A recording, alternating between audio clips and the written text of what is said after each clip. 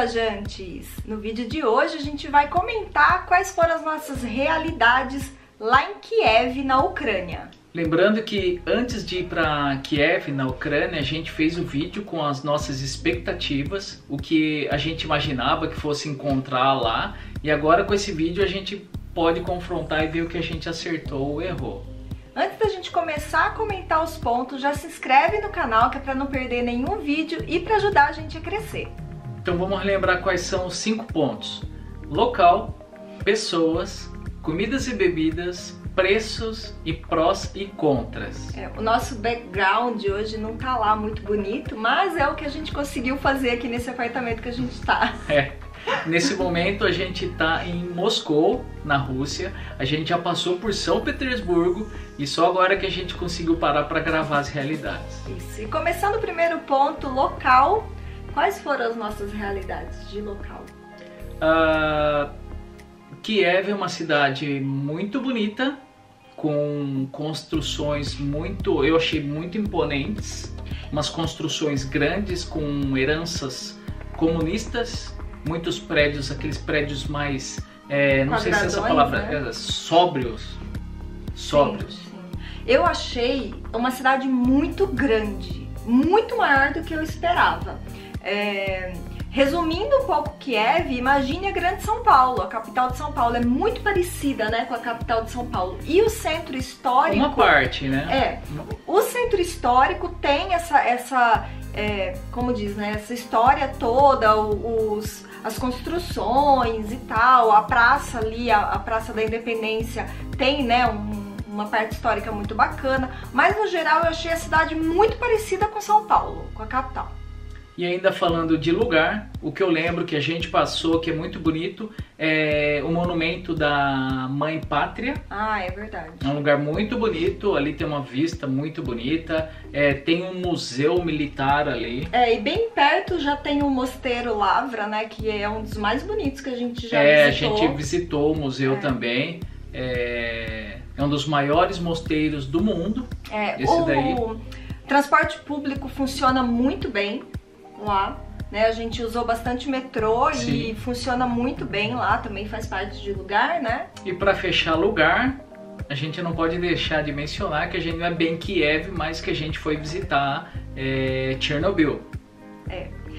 Eu ia deixar para os prós e contras. Mas faz parte do lugar. Se você vai para Kiev, a gente acha que é imprescindível, né, o tour por Chernobyl, na zona de exclusão de Chernobyl e Pripyat, e foi muito incrível, né? Sim. Tem um vídeo falando sobre o nosso tour, o Rogério vai deixar aqui na descrição do vídeo. Todos os lugares que a gente foi e a gente fez vídeo, a gente vai deixar na descrição o link e a gente vai colocar nos cards aí. E o item número 2, pessoas. Eu comentei que eu achei que eles iam ser secos, né, fechados. Acertei. Sendo bem realista, tá? Se tem algum ucraniano assistindo, nos desculpe, não é a intenção, mas eu achei o pessoal lá bem secão. Eles são secos, bem eles secão, são quase rudes. Assim, né? não fazem esforço pra agradar. Pra te ajudar. Não que precisa, né? Mas por todo esse tempo que a gente tá viajando, os países que a gente passou, deu pra perceber bem. A diferença foi bem nítida, eles são assim, quase rudes. Não é porque a gente é turista que foi assim, porque eles são assim entre eles também. Eles se irritam muito fácil, acabam gritando, né, em alguns momentos. O que a gente percebeu assim, ainda tá dentro de pessoas, né? Pouquíssimas pessoas falam inglês lá, pouquíssimas. E em alguns lugares, restaurante principalmente, a gente tava lá e a pessoa falava em ucraniano com a gente, lógico que a gente não entendia, a gente respondia em inglês. Não sei falar ucraniano e tal. A pessoa já começava a ficar sem paciência, já começava a falar mais alto. E aí ficava aquela situação, tipo, não entendo e vai ficar falando mais alto. Então, eu achei estranho isso daí. Foi bem isso mesmo. É que assim também, a gente costuma ir em restaurantes que não são totalmente turísticos, né? A gente gosta de restaurante menor, mais do pessoal mesmo e tal. Então eu até entendo que eles não falem inglês, mas eles ficam putos porque a gente fala inglês e não fala, eles não conseguem se comunicar com a gente, nem a gente com eles. e a gente não fica puto, a gente faz mímica, tenta, né, dar um jeito. Eles não, eles ficam puto mesmo e acabavam gritando. Não é nem só restaurante pequeno, a gente foi num restaurante lá que é uma rede, tem em toda a Ucrânia, e aconteceu uma situação dessa, a pessoa começou a falar lá, a gente não entendia, começou a falar mais alto e já fecha a cara e começa até a ser meio rude. É assim, no tour, né, que a gente fez em Chernobyl, a guia foi extremamente solícita, muito educada. Não, falava inglês. Falava inglês, porque ela trabalha com o público turista, né? Mas se você sai um pouco de perto desse pessoal que trabalha com o público turista, já é completamente diferente. Eles são, sim, mais secos, mais rudes, quase mal educados, né, em alguns momentos. Assim, cada um tem a sua cultura, né? Quem é brasileiro sabe como a gente é e o que a gente considera falta de educação ou até a pessoa não está sendo mal educada, mas o jeito dela pra gente soa mal educado, mas sim, essa é a nossa percepção. Mas isso não impede que a gente ache que vale a pena conhecer Kiev, né? Sim. Realmente, você tem que botar na sua cabeça que é a cultura deles, é o jeito deles, não é nada pessoal com você, e curtir a cidade, que é muito bonita. E a gente leu bastante antes de ir para Kiev, que o pessoal falava pouco inglês, e realmente isso se comprovou. Então, se você for para Kiev, já vá preparado. Vê como funciona o Google Tradutor, tem uma função muito boa de conversação online. Então já vá preparado que o pessoal não vai falar mesmo. A gente já tinha, né, lido, mas eu não imaginei que ia ser tão pouco. Até na área turística é muito pouca gente que fala inglês. As pessoas que vendem ticket, por exemplo, é uma ou outra caixa, né, que fala inglês. Eu não imaginei que ia ser tão pouco.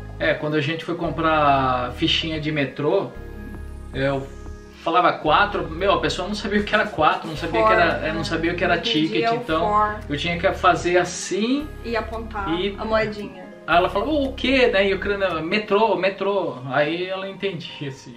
Terceiro ponto agora, comidas e bebidas. O que eu lembro, assim, eu sempre estava falando de bebida, cerveja. Dessa vez eu não tomei tanto, acho que porque esfriou um pouco, né? Já era outono, assim. Também não tomei nenhuma bebida destilada. Mas fala das comidas. O que eu lembro é que a gente comeu nessa rede, tem uma rede lá, bem famosa. E é bem legal porque é self-service, então você vai lá, vai olhando as comidas que tem. Tem muitas comidas típicas, né? Já aponta e aí a pessoa serve você, só que são comidas fortes, assim, são comidas pesadas, calóricas. Vou falar de vinho, porque eu tomei o vinho ucraniano. Não achei nem bom nem ruim. Foi o que eu falei, saindo ali da Hungria pra frente, os vinhos estão sempre mais ou menos. E falando das comidas, você comentou uma coisa que é bem certa, a comida é muito forte, mas não de tempero, ela é forte de gordura. É uma comida bem gordurosa. Como faz muito frio ali na Ucrânia, então eles precisam dessa gordura, né, para manter o corpo com energia suficiente para o frio. Mas também achei bastante gordurosa, mas eu achei a comida ótima. O tempero é fantástico. Comida boa. A gente pegou algumas comidas típicas, né, com base assim, feito com massa, recheio de carne de porco, frito, né? Tem muito porco, né? Tem o famoso frango a Kiev, que eu achei mais ou menos, que é um frango enrolado com queijo dentro e por fora a casquinha é feita tipo com fubá, né? Com uma farinha de milho. Achei médio, nada demais. Eu acho que eles têm outras comidas melhores do que esse frango a Kiev. O Rogério vai deixar a foto do que a gente escolheu pra comer. O que a gente tiver de imagem, eu vou colocando aí, né? Ou já coloquei, não sei. Mas... E a gente foi 2 vezes nesse restaurante, nessa rede. Comemos bem, né? Comemos bem. E aí a gente pegou uma quantidade assim, ok. A gente terminou, tava bem cheio, então... Era muita comida. Comidas de muita sustância. E o meu preferido foi, eu não sei o nome, é uma panquequinha de queijo cottage, ela é levemente doce e é servida com iogurte. Isso pra mim foi maravilhoso. É bom mesmo. Eu lembro muito disso, assim. E você provou o borscht, né? O borscht é normal, assim. É uma sopa de beterraba. Nada de... Nossa senhora. Mas no geral as comidas muito boas. Muito boas, tempero ótimo. Agora o item preços. Ucrânia foi o país mais barato que a gente passou. Ou a Turquia. Eu não sei se o mais barato, mas se não é o mais barato, tá empatado com a Turquia. A gente comeu muito bem, tanto em restaurante quanto comprando comida em mercado e fazendo em casa, por preços assim incríveis. O preço da carne do frango e da carne de porco é muito barato também, né? Porque a gente sempre acha a proteína mais caro, né? Comparado com o Brasil. Então, assim, comparado com o Brasil, o poder de compra é muito bom. Muito bom.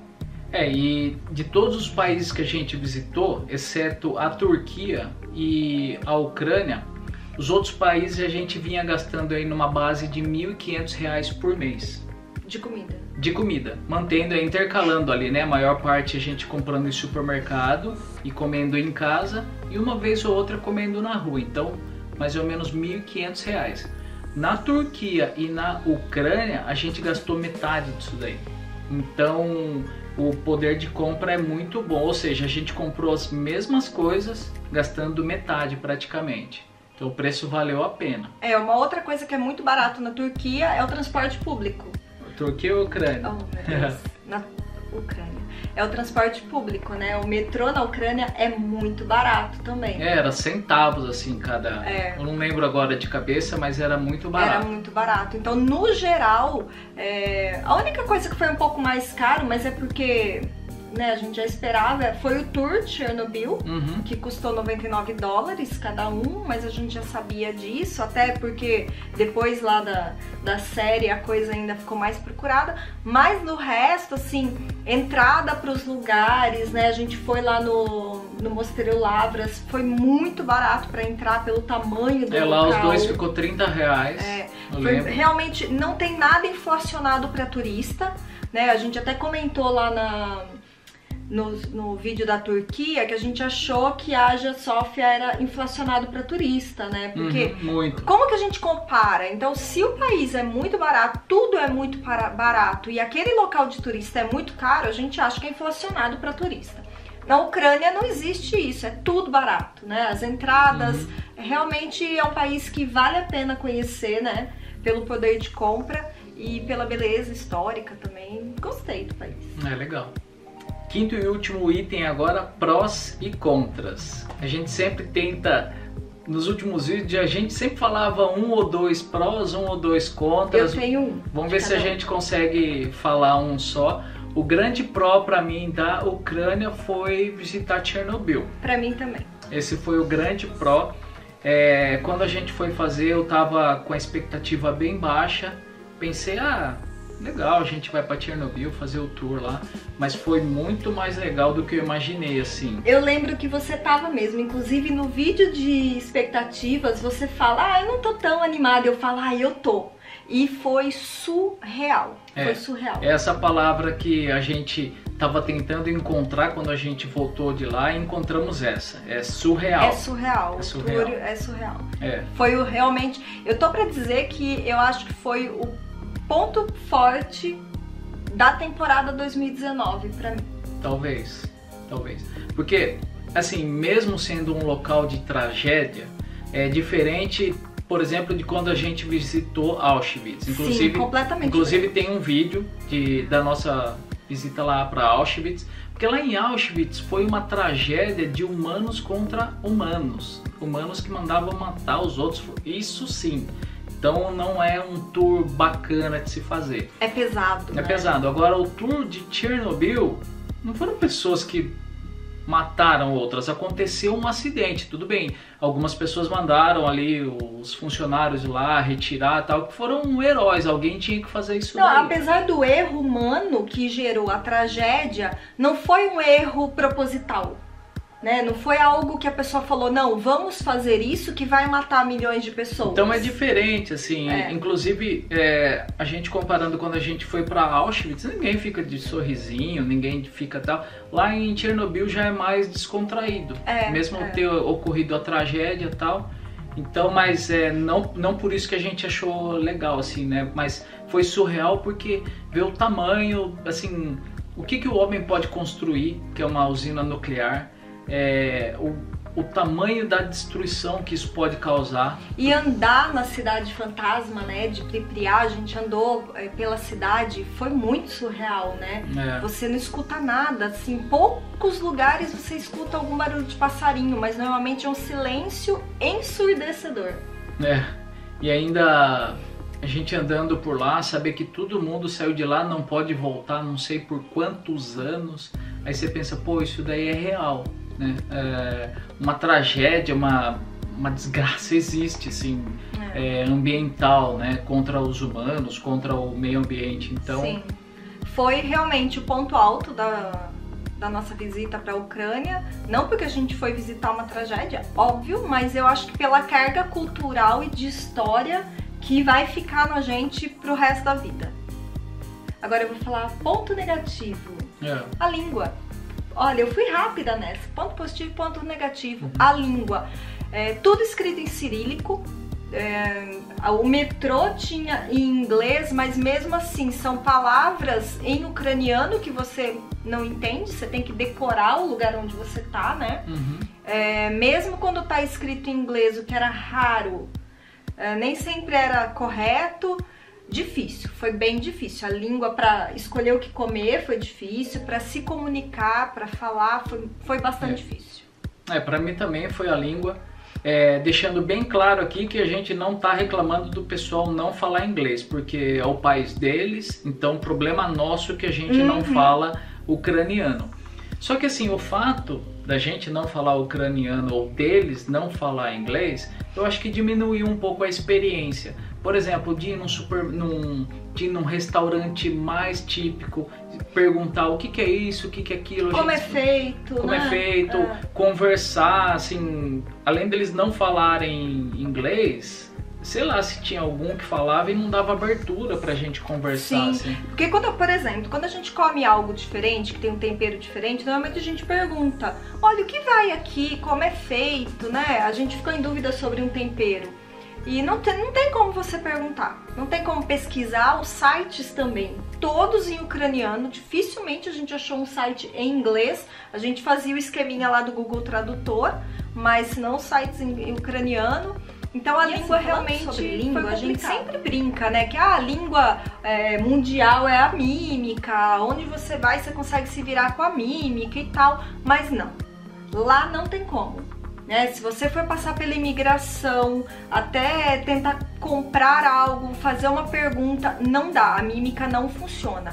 Ou você tem o Google Tradutor, ou você vai na raça mesmo, a gente ia na raça de apontar e escolher o que comer pela cara, porque vai ser muito complicado. Às vezes a pessoa pergunta, né, pra gente, eu só falo português, eu consigo visitar esse país? Olha, na Ucrânia a gente acha bem difícil. Não é impossível, mas vai passar uns perrengues aí. Se você não se importar de passar perrengue... Foi importante isso que a Paula falou, porque eu lembro de alguns stories que ela fez e falou, não, a mímica é a língua mundial, tal. Ainda eu falei, Paula, a gente precisa um dia falar pro pessoal assim, não levar o pé da letra isso daí. Porque se você for só na mímica, obviamente você não vai conseguir se comunicar. No restaurante, você chega, aponta o menu, a pessoa traz, você come, balança o cartão e paga. Então isso é óbvio, né? Supermercado é a mesma coisa. Mas se você precisar perguntar alguma coisa, igual a Paula falou, vai numa imigração ou um policial te precisa tirar uma informação, sem falar o inglês... Eu acho que nos países que a gente estava vindo, tinha pelo menos assim, alguém falava um inglês ou tentava te ajudar. Eu tinha a impressão da ajuda das pessoas serem mais fáceis nos países que a gente tinha passado antes. Mas na Ucrânia não. Eu acho que o grande porém da Ucrânia é esse, sabe? As pessoas não fazem esforço para te ajudar. Eu não tô falando mal das pessoas, né? Que fique bem claro isso. A gente tá contando a nossa experiência real. A gente não tá falando mal, mas foi o que a gente vivenciou lá. Então a gente não tá inventando e nem criando um preconceito. Foi realidade o que a gente passou lá. E tem uma outra coisa. A gente passou lá, não foram 3, 4 dias de turistas. Nós ficamos 25 dias lá na Então deu pra saber bem como é. A gente morou 25 dias lá. E no geral geral foi isso, né, que aconteceu. As pessoas realmente elas não te ajudam e você que se vire. E é isso aí, esses foram os nossos 5 pontos das realidades pelo tempo que a gente ficou em Kiev, na Ucrânia. Mesmo com base em tudo que a gente falou, lógico, vale a pena visitar o país, né? Vale. Tem muita coisa para conhecer e foi uma experiência incrível, assim, ter esse contato com o leste europeu. Assim, a gente nunca foi tanto pro leste europeu quanto lá, né? Agora na Rússia sim, né? Mas lá... Bom, esperamos que vocês tenham gostado do vídeo. Vê também o nosso vídeo de expectativas para ver aí o que a gente acertou, o que a gente errou. Não deixa de dar aquele like se você gostou e vem viajar com a gente.